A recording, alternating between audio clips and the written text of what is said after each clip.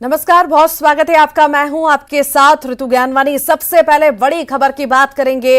BJP का आज jail भरो आंदोलन होने जा रहा है। चार स्थानों से रैली निकालेंगे बीजेपी कार्यकर्ता। मरीन ड्राइव, फाफाडी चौक से रैली निकालेंगे, आजाद चौक और कालीबाड़ी से भी रैली करेंगे। अलग अलग नेता चारों स्थानों का नेतृत्व करेंगे। राजधानी में चारों विधानसभा क्षेत्र से यह रैली निकलेगी। ब्रजमोहन अग्रवाल, राजेश मूणत करेंगे नेतृत्व। श्रीचंद सुंदरानी, देवजी पटेल रैली का नेतृत्व करेंगे। सरकार के खिलाफ बीजेपी आज आंदोलन करने जा रही है। बीजेपी आज बड़ा आंदोलन करने जा रही है सरकार के खिलाफ और सभी तैयारियां बीजेपी द्वारा की गई हैं।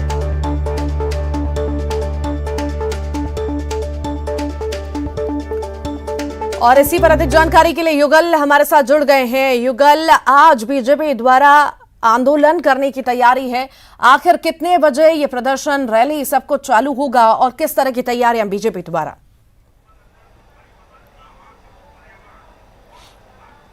जी देखिए, जिस तरह से छत्तीसगढ़ में आंदोलन एक जो सत्ता में पहुंचने का एक बड़ा माध्यम बना हुआ है और मांगे मनवाने के लिए भी आंदोलन का सहारा लगातार कर्मचारी ले रहे हैं।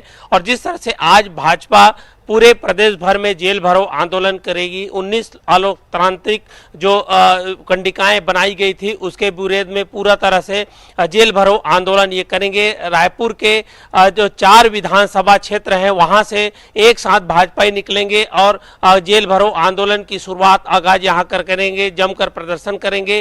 धरना प्रदर्शन में नारेबाजी भी जमकर लगाएंगे और इनकी जो आंदोलन की जो नेतृत्व करेंगे उनकी भी सूची भाजपा ने पूरे प्रदेश स्तर पर जारी की है। लेकिन अगर हम रायपुर की बात करें तो रायपुर में पूर्व मंत्री ब्रिजमोहन अग्रवाल, राजेश मूणत, भाजपा के जिला अध्यक्ष श्रीचंद सुंदरानी और विधायक जो देवजी भाई पटेल हैं वो पूरे आंदोलन का नेतृत्व करेंगे। राजधानी रायपुर में पूरी तरह से यातायात बाधित रहेंगी क्योंकि 8 जो स्थान है, 8 मार्ग हैं, उनको परिवर्तित कर दिया गया है, डाइवर्ट कर दिया गया है। जगह जगह बैरिकेड्स लगाए गए हैं क्योंकि भाजपा ने साफ तौर पर कह दिया है कि एक विधानसभा से कम 5-5 हजार जो कार्यकर्ता हैं वो निकलेंगे। तो 4 विधानसभा है, 20,000 से अधिक कार्यकर्ता अगर सड़कों पर दिखेंगे तो जाहिर सी बात है यातायात पूरी तरह से प्रभावित होंगी। और ये कहा जा सकता है कि छत्तीसगढ़ चुनावी मोड में है। कर्मचारी लगातार धरना प्रदर्शन कर रहे हैं और अब जो भाजपा ही है वो भी धरना प्रदर्शन को लेकर के तैयारी कर रहे हैं। 12 बजे लगभग ये निकलेंगे, कूच करेंगे। उसके बाद ये पूरी तरह से धरना प्रदर्शन है और उस घेराव भी कर सकते हैं। और जिस तरह से बीजेपी की तरफ से पूरी तैयारी है धरना प्रदर्शन की, आंदोलन की, हमने देखा ही तमाम जगह भी जो है सड़कें भी ब्लॉक रहेंगी। पर कांग्रेस की तरफ से पूरी तैयारी है कि इस जो आंदोलन को है नाकाम किया जाए और ये सफल ना हो पाए, असफल किया जाए। तो आखिर उसकी क्या स्थिति देख रहे हैं? कल हमने देखी थी तस्वीरें कि आखिर जो रोड थे वो ब्लॉक किए जा रहे थे कि जो बीजेपी के नेता हैं यहां से आगे ना बढ़ सके, मुख्यमंत्री निवास की तरफ ना जा सके। तो कितनी तैयारी और कैसी तैयारी? जी देखिए, पुलिस चाक चौबंद व्यवस्था कर रही है और अभी तक जगह जगह बैरिकेड्स लगाए गए हैं। और यही एक बड़ा चुनौती होता है धरना प्रदर्शन में कि कोई भी व्यक्ति मुख्यमंत्री निवास तक ना पहुंचे।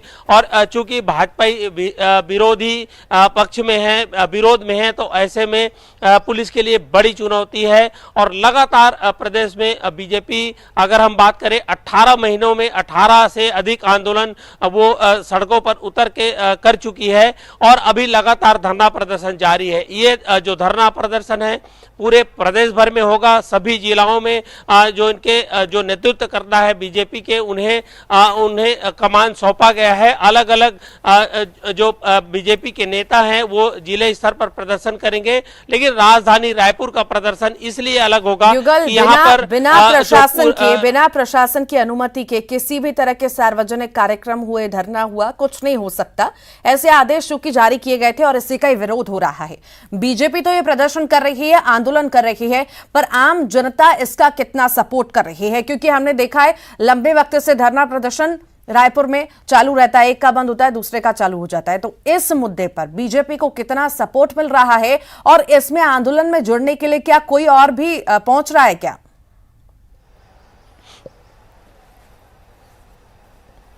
जी देखिए, अभी इस बीजेपी का ये पूरा पार्टी का आंदोलन है। बीजेपी ने आम लोगों से या अन्य संगठनों से किसी तरह का समर्थन नहीं मांगा है। अगर हम पूरे आंदोलन की बात करें तो पूरे लगातार 3 वर्षों से छत्तीसगढ़ में लगातार आंदोलन हो रहे हैं। 18 महीने की अगर हम आंदोलन के आंकड़ों की बात करें तो 17 बड़े आंदोलन बीजेपी ने किए हैं, तो वहीं 72 बड़े आंदोलन हैं वो अलग अलग जो कर्मचारी संगठनों किया है। भाजपा से अधिक यहाँ के प्रदेश के कर्मचारी मुखर होकर के कई बार जो घेराव करने निकले हुए थे, और जिस तरह से यहाँ पर धरना प्रदर्शन हो रहा है, आम लोगों को काफी परेशानियों का सामना करना पड़ता था। लगातार यही शिकायतें मिल रही थी, जिसे लेकर के जिला प्रशासन ने 19 कंडिकाओं की अनुमति के लिए एक जो प्रपत्र तैयार किया था। ठीक है युगल, एक छोटा सा सवाल संक्षेप में जवाब दीजिएगा। बड़ा आंदोलन है, बड़ा प्रदर्शन है, कई सारी सड़कें ब्लॉक रहेंगी, आम जनता परेशान होंगी। मैं चाहूंगी दर्शकों को आप बताएं कि कौन से रास्तों पर ना जाएं और परेशान ना हो, कहां पर ब्लॉकेज हो सकता है। जी देखिए, राजधानी रायपुर के तमाम जो प्रमुख मार्गे हैं उनको परिवर्तित किया गया है। खासकर सीएम हाउस की ओर जो आने वाली जो सड़कें हैं वो वहां पर बैरिकेड्स लगाए गए हैं। यही जो सड़कें हैं, कालीबाड़ी है और इसके बाद जो है कटोरा तालाब है, ये तमाम ऐसे मार्ग हैं जो वीआईपी चौक से जो आते हैं, और इसके अलावा जो घड़ी चौक से जो लोग सीएम हाउस की ओर कूच करेंगे, इन तमाम मार्गों को परिवर्तित कर दिया गया है और यहाँ पर पूरी तरह से बैरिकेडिंग की गई है। इस मार्ग से जो आने वाले हजारों जो राहगीर हैं उनको परेशानियों का सामना करना पड़ेगा। यहाँ तक कि अपने घर के लिए भी वो जाएंगे तो काफी लंबी घुमाई करके या फिर कई किलोमीटर का सफर करके वो अपने घर तक पहुंच सकेंगे। ये पूरी तरह से ये मार्ग बंद रहेगा प्रदर्शन के दौरान, और इससे आम जो लोग हैं उनको खासा परेशानी आज होने वाला है। जी युगल, बहुत शुक्रिया जानकारी को साझा करने के लिए। लगातार बने रहिएगा, फिर आपके पास लौटूंगी। एक परिवार में एक टिकट, 50 साल से कम वालों को 50% प्रतिनिधित्व और पद पर केवल 5 साल तक बने रहने का नियम। ये वो चंद बड़े मसौदे हैं जो कांग्रेस के उदयपुर डिक्लेरेशन से निकलकर सामने आए हैं।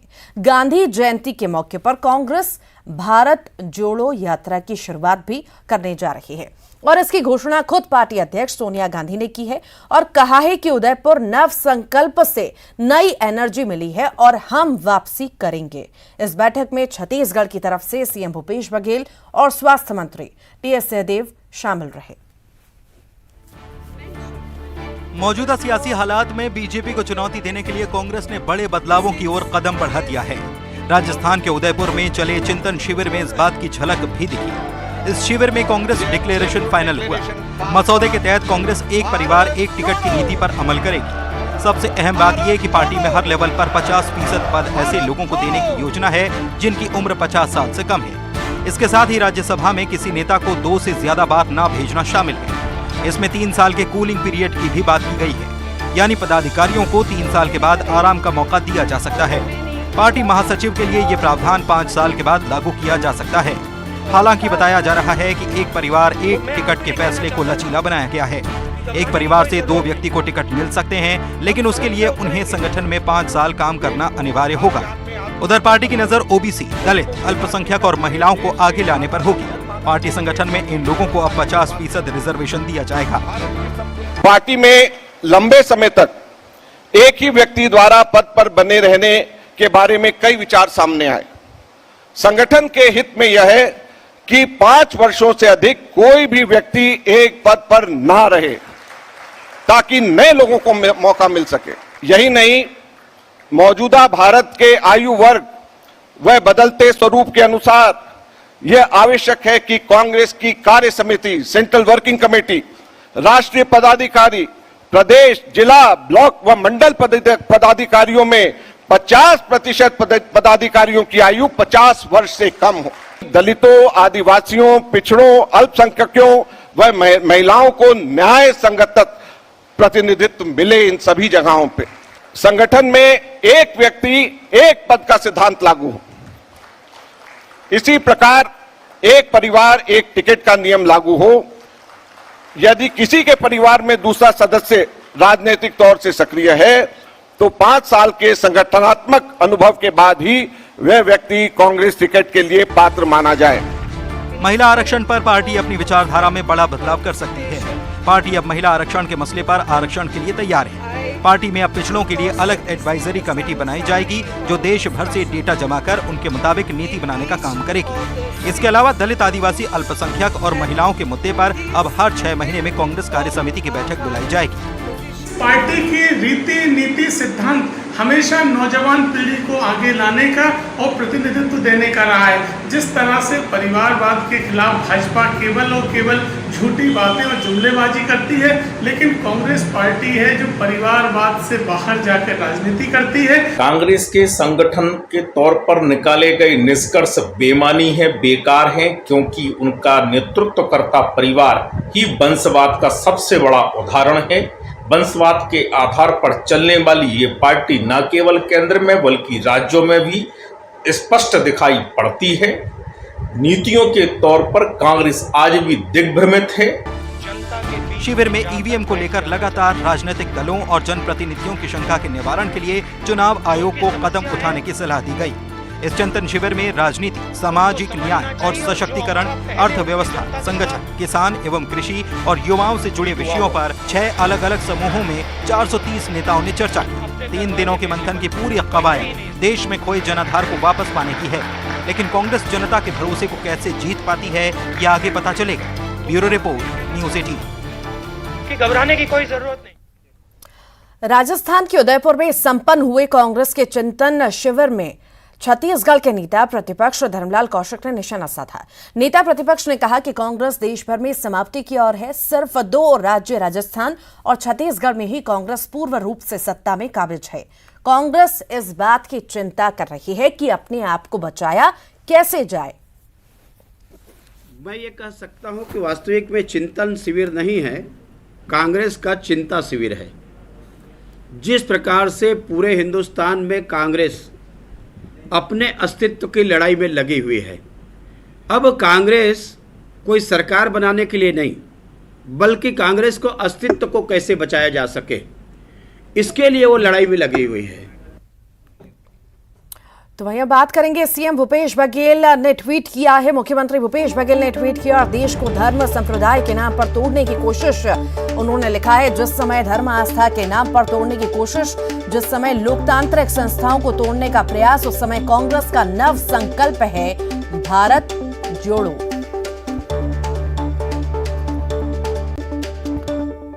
छत्तीसगढ़ के ठेकेदारों ने बिल्डिंग मटेरियल की कीमतों में भारी बढ़ोतरी के चलते सरकारी निविदा का बहिष्कार कर दिया है। 12,000 ठेकेदार एकजुट हो गए हैं और उन्होंने शेड्यूल ऑफ रेट में 7% की भारी अंतर के चलते निविदा के बहिष्कार का निर्णय किया है। ठेकेदारों का कहना है कि इससे ठेकेदार कर्ज में डूब गए हैं। प्रदेश में 12,000 करोड़ से अधिक के निर्माण कार्य वर्तमान में संचालित हैं, जो पूरी तरह से रुक गए हैं। बोर्ड है, आपका ट्राइबल है, तमाम विभिन्न निर्माण विभागों में 10 से 12,000 करोड़ के काम चल रहे हैं। जो विभागों के एसओआर है, शेड्यूल ऑफ रेट, और आज मार्केट की जो स्थिति है, 60 से 65% का डिफरेंस आ गया है। ठेकेदार असमर्थ हो गया है काम करने में, कर्ज से डूब रहा है, बाज़ारों का कर्जा लग गया है, बैंकों से रिकवरी हो रही है, उसको मतलब असहाय हो गया, बेसहारा हो गया। इस वजह से ऑनगोइंग जो टेंडर हैं, 1200-1400 करोड़ के टेंडर हैं, सभी ठेकेदारों ने निर्णय लिया है कि पूरे प्रदेश में निविदाओं का बहिष्कार किया जाएगा।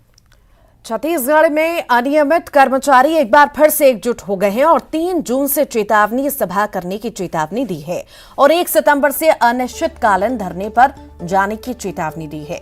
अनियमित कर्मचारी संघ ने बैठक कर आंदोलन का निर्णय लिया है। बैठक आयोजित की गई थी। इस महाबैठक में निर्णय लिया गया है कि 3 जून को हम एक चेतावनी सभा का आयोजन करेंगे। ये चेतावनी सभा इसलिए किया जाएगा क्योंकि छत्तीसगढ़ कांग्रेस पार्टी के घोषणा पत्र 2018 में ये कहा गया था कि उनकी सरकार बनते ही 10 दिन में नियमितीकरण किया जाएगा, लेकिन आज 3 साल बीत चुके हैं और हमारा नियमितीकरण अभी तक नहीं हुआ है। इस एवज में हम सरकार को अंतिम चेतावनी पत्र लिखेंगे, वहां से ज्ञापन देंगे और सरकार से अनुरोध करेंगे कि वो छत्तीसगढ़ के कई जिलों में अचानक मौसम का मिजाज बदला है। प्रदेश में पड़ रही भीषण गर्मी के बीच कई जिलों में झमाझम बारिश हुई, जिससे राजधानी वासियों ने राहत की सांस ली है। तापमान में गिरावट दर्ज की गई और इसके अलावा धमतरी में भी झमाझम बारिश हुई है। साथ ही कई जगहों पर बारिश के साथ ही ओले भी गिरे हैं। तो वहीं अंबिकापुर में भी झमाझम बारिश के साथ ओले गिरे हैं। कोंडागांव में भी बारिश में तापमान में गिरावट दर्ज की गई और लोगों ने राहत की सांस ली। सूरजपुर और बेमेतरा में भी बारिश से तापमान में गिरावट देखने को मिली है। इसके अलावा भी कई जिलों में आसमान में बादल छाए रहे, कहीं कहीं बारिश की खबरें आ रही हैं, तो वहीं कई जगहों पर तेज हवा और आंधी चलने की भी खबर है। रायपुर से बड़ी खबर है, तेज धूप और गर्मी से राहत मिलेगी। आज भी प्रदेश के कई जिलों में तेज बारिश होगी। बारिश को लेकर चेतावनी जारी की गई है। मौसम विभाग ने ये चेतावनी जारी की है। और इसी पर अधिक जानकारी के लिए युगल हमारे साथ जुड़ गए हैं। युगल, बारिश को लेकर चेतावनी जारी की गई है, मतलब कुल मिलाकर माने कि लोगों को अब गर्मी से राहत कुछ दिन के लिए जरूर मिलेगी।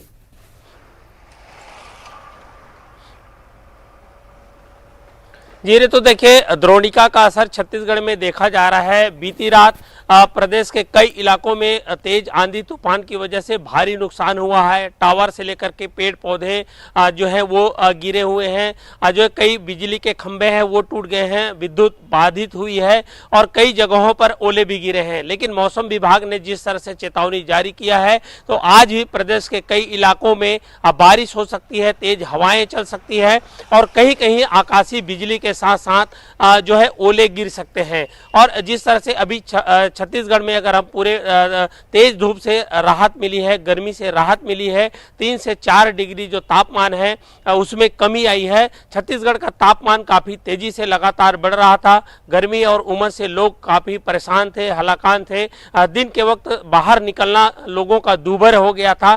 45 डिग्री से ऊपर तापमान प्रदेश के कई जिलों का चला गया था, तो उससे अब राहत मिलेगी। आज भी बारिश की संभावना है। अभी भी राजधानी रायपुर सहित प्रदेश के कई जिलों में बदली छाई हुई है और जैसा कि मौसम विभाग ने अनुमान लगाया है और उन्होंने जो भविष्यवाणी की है, उस हिसाब से आज भी जो है बारिश हो सकती है और गर्मी से फिलहाल 1-2 दिनों के लिए।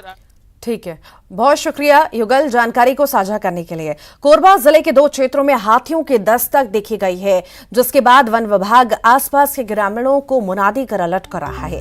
भीषण गर्मी से परेशान तेज हाथियों का दल कटघोरा वन मंडल में प्याज बुझाता हुआ दिखा है। तेज हाथियों का ये दल लालपुर तालाब पहुंचा और अपनी प्याज बुझाई। हाथियों का ये दल पानी पीने के बाद काफी देर तक तालाब में जमा रहा। हाथियों के लालपुर से पोड़ी खुर्द, चोटिया, बनिया, रोदे, फुलसर के आसपास आने की संभावना को देखते हुए सतर्क रहने की मुनादी कराई गई। तो वहीं कोरबा वन मंडल के बालको रेंज के रोबारी गांव और करतला रेंज के केरवा में हाथी सड़क पार करते हुए दिखे। और इसी के साथ ही फिलहाल के लिए इस बुलेटिन में इतना ही। खबरों का सिलसिला लगातार जारी रहेगा।